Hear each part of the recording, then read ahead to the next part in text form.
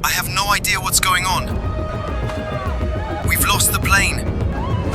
We've completely lost the plane.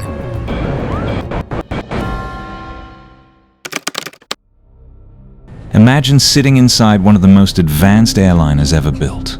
The autopilot is on. The crew is experienced. The cabin lights are dimmed for the night. And then, in a span of just 3.5 minutes, that aircraft falls out of the sky from cruise altitude straight into the ocean. And nobody on the flight deck can explain why. This is the story of Air France Flight 447, a flight that should have been completely routine, a flight that became one of the deepest mysteries in modern aviation. It's the evening of May 31st, 2009. The clock has just passed 7 p.m. in Rio de Janeiro. At Galeão International Airport, an Airbus A330 wearing the blue and red colors of Air France is being prepared for an overnight journey to Paris.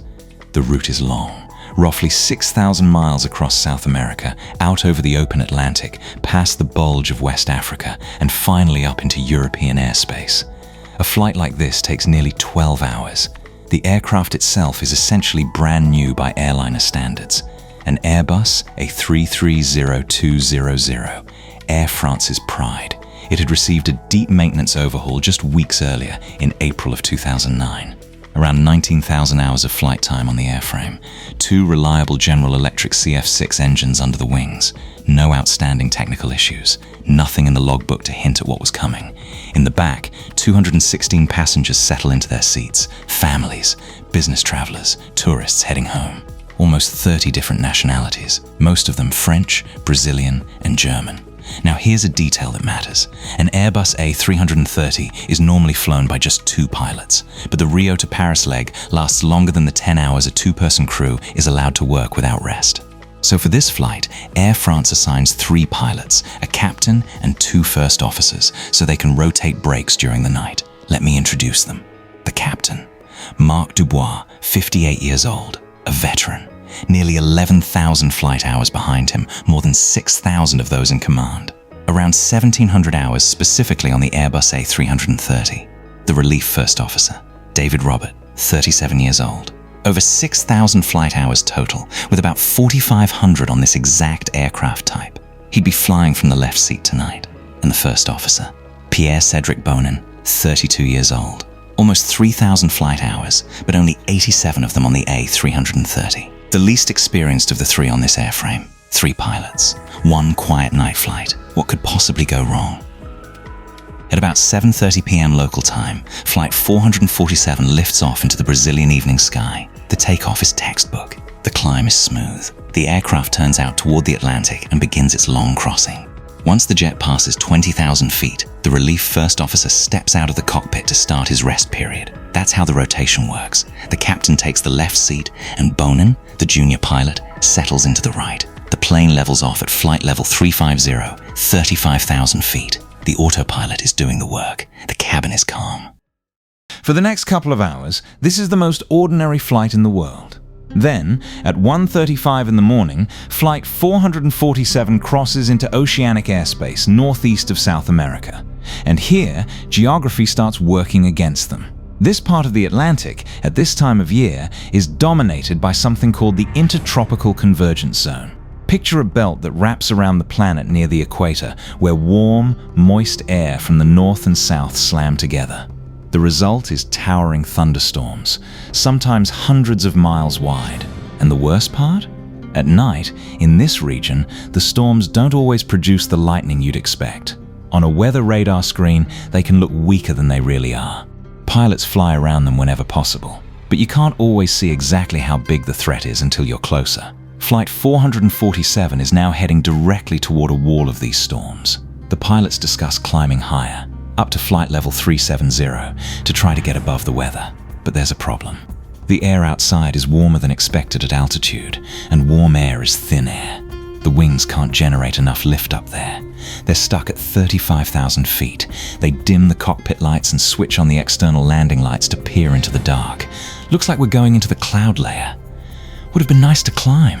It's going to be a rough rest. At 2 a.m., the relief first officer comes back from his break. The captain hands over and heads off to rest. But he doesn't give a full briefing about the weather situation ahead. Bonin, the least experienced pilot on this aircraft type, is now the pilot in command in the captain's absence.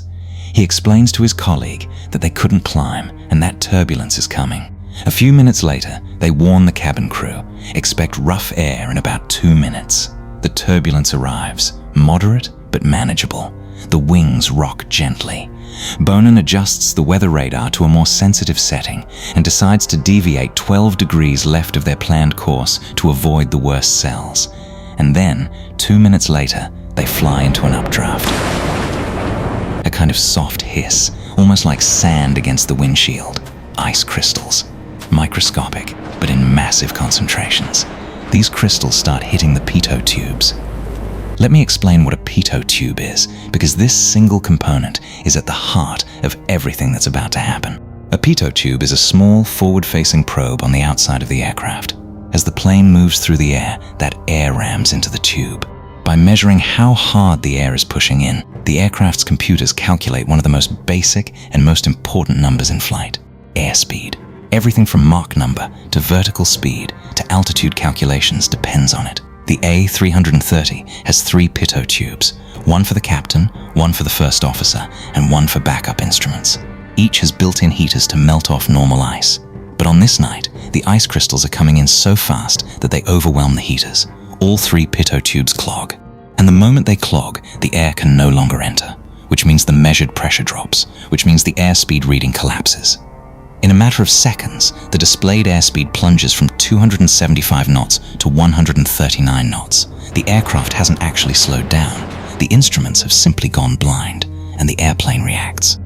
The autopilot disconnects. The flight director bars vanish from the screens. The flight control system drops from its highest protection mode, normal law, down to alternate law. That's a big deal. In alternate law, many of the automatic safety nets are switched off. Stall protection, bank angle protection, overspeed protection. The plane becomes much more sensitive to control inputs. I have the controls. Bonin takes over by hand. The aircraft has rolled slightly right, and he begins pulling back on the side stick, nose up and rolling left. The auto throttle freezes the engines at 83%. The nose pitches up to 6 degrees. The vertical speed climbs through 1,800 feet per minute. And then, the stall warning sounds. Stall, stall. Stall, stall. Here's what a stall actually is. Wings produce lift when air flows smoothly over them. If you pull the nose up too steeply, the air can no longer follow the curve of the wing. The smooth flow breaks apart. Lift collapses. The aircraft stops flying and starts falling. That's what the warning is screaming about. The plane is being pulled into a configuration where the wings are about to stop working. Bonin struggles with the roll. He's overcorrecting. Left, right, left, right. His input's almost perfectly out of sync with the aircraft's actual motion. Over the next 30 seconds, he gradually wrestles the wings level, and the stall warning briefly goes silent. For a moment, it seems like the worst is over. It isn't. The backup airspeed indicator suddenly drops again, from 270 down to 73 knots. The nose pitches up to 11 degrees. The plane is climbing at 6,000 feet per minute, and Bonin, for reasons that will never fully be understood, keeps pulling back on the side stick. The nose goes up to 16 degrees. The stall warning blares again. The airframe begins to buffet, that deep, ugly shaking you feel when a wing is on the edge of giving up. Someone tries to ring the chime in the crew rest area to call the captain back to the cockpit. The thrust levers are pushed to maximum, but Bonin is still pulling, still climbing. Try not to touch the lateral control so much. The plane keeps rolling. He keeps fighting it. Full left, full right on the stick. By now, the ice has melted off the pitot tubes, and the airspeed readings are accurate again. They show around 180 knots. At 35,000 feet, you need to be flying at about 260 knots to stay in the air. They are nowhere near that. The aircraft staggers up to 38,000 feet. Its absolute ceiling that night. It has climbed 3,000 feet in just over a minute. It cannot go higher. There is no more lift. Now it begins to fall. The right wing drops. Bonin slams the stick full left. Nothing happens. I don't have control of the airplane anymore. I have no control at all. Controls to the left. The relief first officer briefly tries his own stick, and here is something critical about the Airbus design. The two side sticks are not mechanically linked. When two pilots move them at the same time, the computer averages their inputs, and neither pilot can easily see what the other one is doing with his hand. Bonin keeps the stick pulled all the way back for nearly 40 seconds. Full nose up. The plane is falling at 10,000 feet per minute. The nose is pointed slightly above the horizon, but the airplane itself is dropping like a rock through the night sky, belly first. 2 minutes after the autopilot disconnected, the captain steps back into the cockpit. What are you doing? What's happening? I don't know what's happening. We've lost the airplane. The airspeed is now reading below 60 knots, so low that the angle of attack sensors decide the data must be invalid. And the system, by design, silences the stall warning. The aircraft is stalled. Deeply, completely stalled. But the cockpit has gone quiet about it.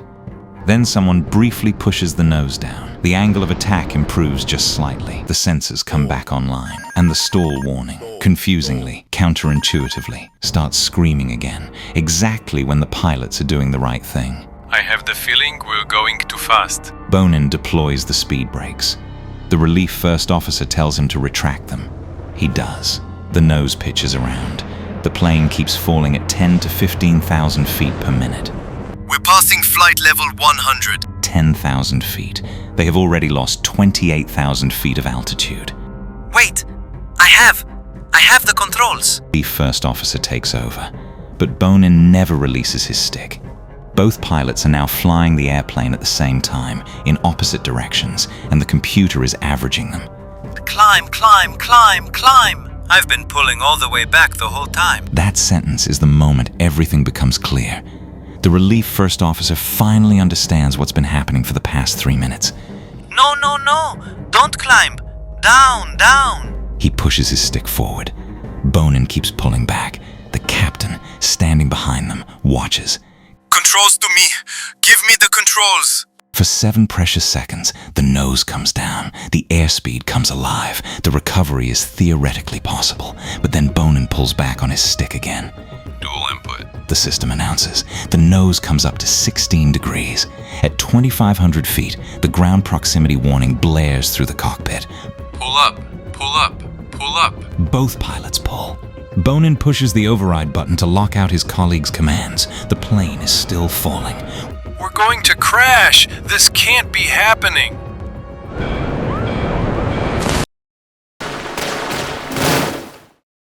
In 3 minutes and 30 seconds, Air France Flight 447 fell from cruise altitude to the surface of the Atlantic Ocean. 228 souls were on board. There were no survivors. I want to take a moment here. Behind every flight number is a list of names, families that never got to say goodbye, empty seats at dinner tables that are still empty today. Before we step into the investigation, it's worth simply remembering that the mystery in the beginning was almost total. When Flight 447 failed to check in with controllers in Senegal and then Cape Verde, alarms began to ring on 2 continents. The aircraft had simply vanished from a region of the Atlantic where there is no radar coverage. No witnesses, no signal, just open water. 2 days later, a Brazilian search aircraft spotted an oil slick and floating debris. A few days after that, the first bodies and personal items were recovered. But the airplane itself, and crucially, the black boxes, had disappeared into nearly 4 kilometers of ocean. It took almost 2 years to find the wreckage. On April 3rd, 2011, on the 4th major search expedition, the main debris field was finally located on the seabed at a depth of around 13,000 feet. By mid-May, both the cockpit voice recorder and the flight data recorder had been pulled up from the abyss. And remarkably, after 2 years underwater, both were readable. What they revealed shook the aviation world. In July of 2012, France's accident investigation agency, the BEA, published its final report. The chain began with the pitot tubes, a known issue with that particular design under exactly these conditions of high-altitude ice crystals. The brief loss of airspeed data triggered the autopilot disconnect and the drop into alternate law, just as the system was designed to do. The crew was expected to recognize an unreliable airspeed event and follow a simple memory procedure. Hold the pitch attitude steady, set a known thrust value, and ride it out. Within a couple of minutes, the pitot tubes would clear and normal flight could resume. That is not what happened. Instead, the crew was startled. The failure came in cruise, the calmest, most automated phase of flight. At night, in turbulence, in a part of the sky pilots rarely hand fly. They reacted with excessive control inputs. The aircraft was pulled into a deep, sustained stall. The warning sounded for 54 straight seconds. The buffeting was unmistakable, and still, no recovery was attempted. The single hardest finding in the report was this: the co-pilots had never been specifically trained for a manual stall recovery at high altitude. Their training met regulatory standards at the time, but those standards did not include this exact scenario. At cruise altitude, the margins are razor thin. Recovery is not improvisation. It requires precise, practiced inputs. And those inputs were never in their muscle memory. The BEA's recommendations changed commercial aviation worldwide. Mandatory training in high-altitude manual handling. Mandatory training in stall recognition and recovery. Real stalls, not just the approach to stall. Better procedures for crew, rotation, and handover. Improved pitot tube designs. Discussions about adding direct angle of attack displays in the cockpit. Requirements for image recorders so future investigators could see what pilots saw. Almost every airline pilot flying today has trained on the lessons of Flight 447, often without even knowing it. There is no single villain in this story. Not the pilots, not the airplane, not the storms.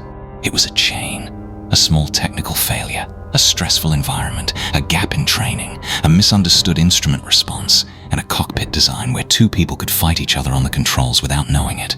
Aviation learned from this flight. Painfully. Permanently. If you take one thing away from this video, let it be that. Every safety rule, every training program, every checklist in the modern cockpit was written, somewhere along the way, in response to a moment like this one.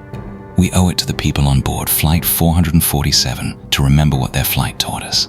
If this video meant something to you, consider leaving a like, dropping a thought in the comments, and subscribing for more stories like this one. Thank you for watching.